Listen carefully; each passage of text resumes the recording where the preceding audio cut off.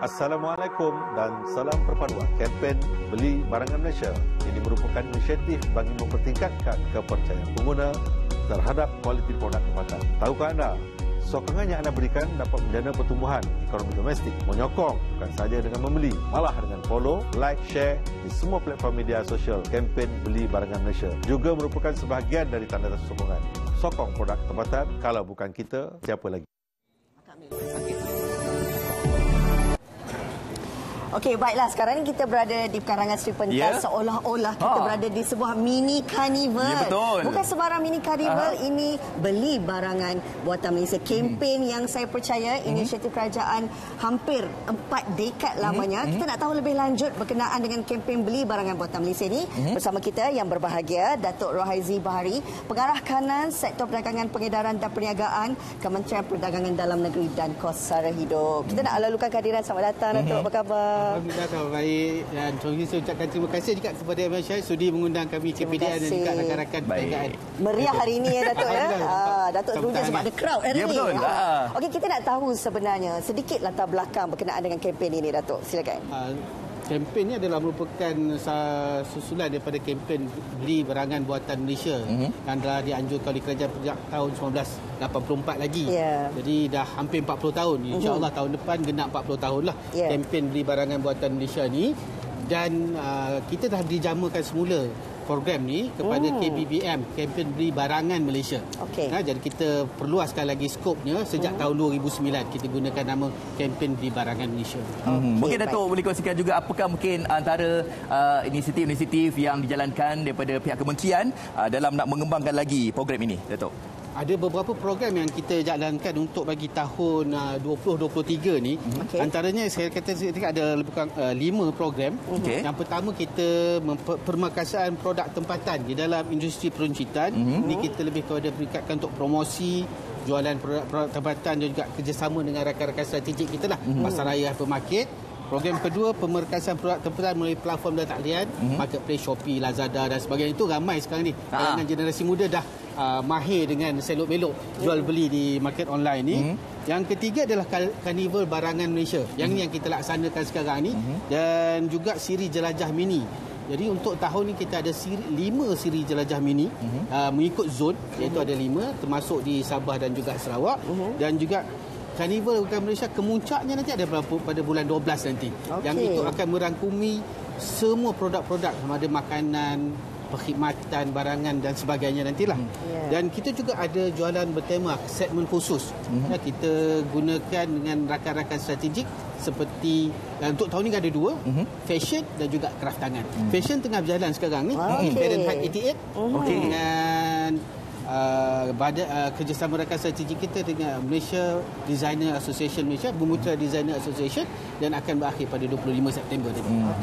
Baik, Datuk, kalau kita lihat trend sekarang ini kan, dulu berlakunya pandemik, kemudian isu ekonomi global dan juga kegawatan. Bagaimana mungkin dari segi pencapaian KBBM ini sepanjang tahun lepas, dan bagaimana pula pelaksanaan inisiatif KBBM 2023 dalam meningkatkan kuasa membeli pengguna? Kita pertama sekali kita akuilah juga daripada segi trend pembelian kita nampak ada pengurangan kerana selepas COVID dan beberapa isu berkaitan dengan ekonomi negara dan sebagainya, ada trend pembelian yang menurunlah. Kalau kita bandingkan antara 2021 dengan 22, kalau kita lihat tahun 22 contohnya ada penurunan sebanyak 18% berbanding tahun 2021. Dan namun ada satu fakta yang menarik.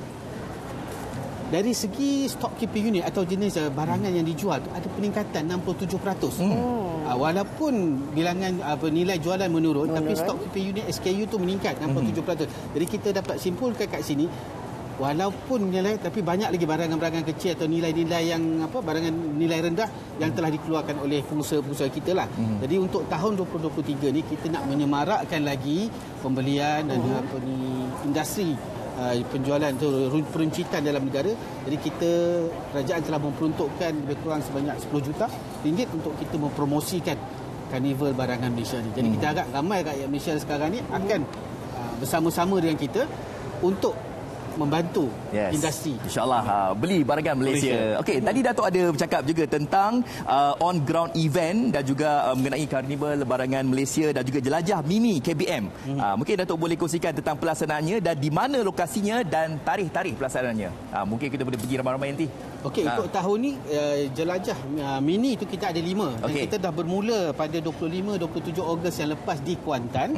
Dan seterusnya kita akan ada di 4 zon lagi, iaitu di zon Sabah pada 15 hingga 17 September 23 di Kota Kinabalu. Zon Utara pada 21 hingga 23 September di Alor-Star. Dan di zon Selatan 5 hingga 7 Oktober di Johor Bahru. Dan juga akhir sekali zon Sarawak pada 20 hingga 22 Oktober di Miri. Dan akhir sekali saya kata tadi, ground event yang terbesar adalah Karnival Barangan Malaysia yang julung-julung kali kita adakan. Kita akan adakan di IOI Putrajaya. Pada sempena cuti sekolah nanti pada 13 hingga 17 Disember. Yang ini akan merangkumi ke semua sektor, makanan, perkhidmatan, barangan kenderaan otomotif dan sebagainya, perabot dan sebagainya. Semua yang kita katakan daripada Malaysia. Barangan buatan Malaysia. Lah ya, mega, kita katakan mega. Baik, mungkin sedikitlah mesej yang ingin Datuk sampaikan kepada semua, terutamanya penonton Malaysia hari ini berkenaan dengan kempen beli barangan Malaysia 2023. Kempen beli barangan Malaysia ni sebenarnya kita bukan sahaja kita nak menjanakan pendapatan dan sebagainya, tapi lebih kita berada dalam bulan kebangsaan sekarang. Dan juga melalui pembelian barangan buatan Malaysia atau barangan Malaysia ni kita nak meningkatkan patriotisme rakyat. Dan bukan sahaja pada pembeli sahaja untuk beli barangan buatan Malaysia kita patriotis, tapi kepada pengusaha, peniaga pun juga ada patriotisme aja mengeluarkan barangan yang berkualiti, yang bermutu, standing kan. Jadi apabila kita sebut barangan buatan Malaysia, kita tak katakan barangan buatan Malaysia sebagai barangan murah, tapi adalah barangan yang harga berpatutan, berkualiti dan berjenam. Itu lebih penting. Itu yang lebih penting. Betul. Barangan yang ada ni, barangan Malaysia ni sebenarnya setanding dengan barangan luar, malahan jauh lebih murah kan berbanding dengan barang luar.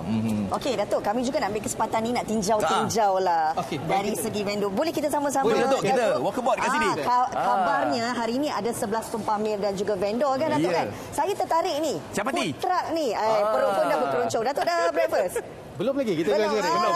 Kita tengok ni, capati on wheel. Capati on wheel. Nak makan capati tak payah pergi kedai dah. Tak payah kedai. Kita cari je vendor yang ada kat sini. Kalau tengok menu-menu yang ada, pastinya memang cukup, orang kata meriah lah. Ada capati, ada kari ayam, kima. Ini memang betul-betul buat kita rasa berselera ni. Betul. Okay, kita tanyalah kepada pengusahanya. Assalamualaikum. Okey, nama siapa ni? Muhammad Kasim. Okey, apa yang best, apa yang menariknya ada dekat capati on wheel ni? Kita kalau tempat kita makan tu kita buat panas-panas lah kita pergi.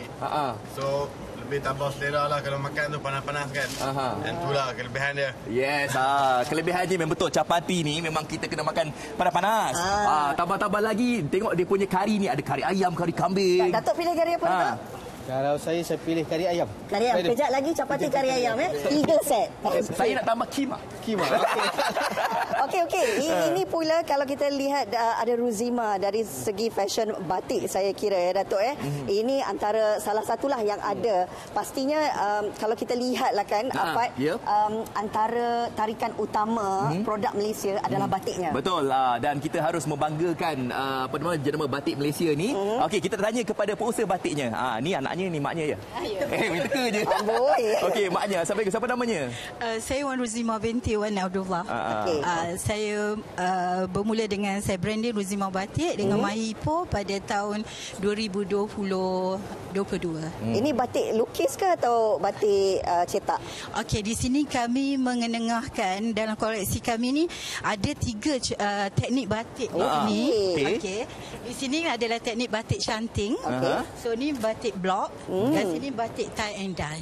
So ni antara teknik-teknik yang ada dalam kita lah, pembatik-pembatik di seluruh Malaysia, insyaAllah. Alright, terima kasih. Terima kasih, Puan. Kita juga nak tinjau di sebelah sana. Ya. Yang perfumnya mana? Yang ni perfume ni. Ini ya perfume. Kita ada ni apa? Wow. Swipe minyak rambut Betul. Okey, minyak rambut. Lepas tu apa ada kat sini lagi? Okey, Fad, kalau tengok kat sini kita ada pomade. Okey. Kita ada juga clay dan kita ada perfume, kita ada juga room spray. Okey, kalau kat sini kita sebenarnya usahawan KBDN daripada Perlis. Oh, boleh. Boleh. Jom dia main. Boleh. Okay. Kita ada buat melalui kempen barangan buatan Malaysia ni. Kita dapat masuk ke hypermarket. Okey. Sekarang dah ada kat Lotus, Lulu dan ada few lagi lah hypermarket. Okey, tahniah. Okay, sekarang juga kita tengah bangunkan franchise lah untuk outlet franchise melalui KPDN juga. Ya, okey. Terima Kalau kita lihat kasih. packaging-packagingnya dekat sini memang Menarik. setanding antarabangsa ni. Kan? Okey. Terima kasih bang. Tahniah. Okey, selain itu juga kita ada produk ini pest protection. Wah, tengok dari segi packaging dia nampak mewah ya, Datuk. Okey, boleh cerita sikit? Okey, Grams Asia ni adalah produk yang berasaskan 100% natural. Kita ada air care, kita ada pest protection dan kita juga ada cleaning products lah. Jadi maknanya ini adalah sepenuhnya kelengkapan rumah yang kita buat lah setiap satu produk ni. Dan sebenarnya produk-produk ni semua kita ada juga keluarkan produk baru, English Rose. Jadi kita memang orang kata apa, target to all household dan kita juga pastikan yang selamat untuk anak-anak dan juga baby. Okey, baik. Kalau kita tengok banyak sangat vendor yang ada pada hari ini, termasuklah daripada Zarina Zainuddin kita ada artis kita duduk sana. Kita ada Iman Kebab, Shawarma. Lepas tu katanya kopi. Ni vendor kat belakang ni. Datuk, pagi ni dah perkena kopi belum? Kopi saya dah kena. Saya tengok kopi satu. Yes. Wow, hebat ni. Okey, jom kita nak bersama-bersama je kopi satu ni. Assalamualaikum. Dah ada kopi belum? Belum lagi. Okey, cerita sikit lah tentang sesuatu yang istimewa ni. Okey. Okey, biji kopi kita ni daripada Ranau Sabah. Ranau Sabah. Kita pergi projek bawah Mama. Mama akan kru kita punya petani dekat Ranau Sabah lah. Dan hasil biji kopi yang 100% Arabica tempatan tu kita beli. Dan kita, sampai itu kita bantu petani kita lah. So kita jual kat sini lah. Alhamdulillah. Okey, saya tertarik dengan ni. Biasanya kalau kita pesan kopi, latte lah, caramel macchiato dan sebagainya. Tapi ini lain daripada yang lain, daripada kopi satu ni, durian latte. Awak suka ya? Saya suka durian. Saya suka latte. Jadi gabungan antara latte dan durian ada dalam ni. Rose latte pun ada. Rose latte macam-macam ada. Datuk, terima kasih banyak-banyak bersama kami di MSHI pagi ini. Inilah suasananya. Walaupun di si pentas mini carnival, warga Media Prima boleh turun selepas ni. Betul. Kita shopping ramai-ramai. Barangan buatan Malaysia. Betul tak, Datuk? Barangan terbaik, barangan kita. Barangan kita. Okey, jadi terima kasih ucapkan kepada Datuk Rohaizi Bahari, Pengarah Kanan Sektor Perdagangan, Pengedaran dan Perniagaan Kementerian Perdagangan Dalam Negeri dan Kos Hari Hidup. Terima kasih, Datuk. Terima kasih, Datuk. Kita support barangan Malaysia. Dan esok kami akan kembali lagi bersama dengan rakan setugas. Topiknya isu sampah di kawasan luar bandar. Tapi kita lihat kat sini mereka dah berniaga. Kemas kat sini bersih. Jadi kita nak cakap tentang esok ni, kalau ada di antara kita yang mungkin terdapat sampah dan sebagainya. Jadi isu-isu itu kita ketengahkan, isu sampah di kawasan luar bandar. Okey, Datuk, Capati kita dah siap. Jom. Okey. Jumpa lagi nanti. Assalamualaikum. Bye. Mana Capati?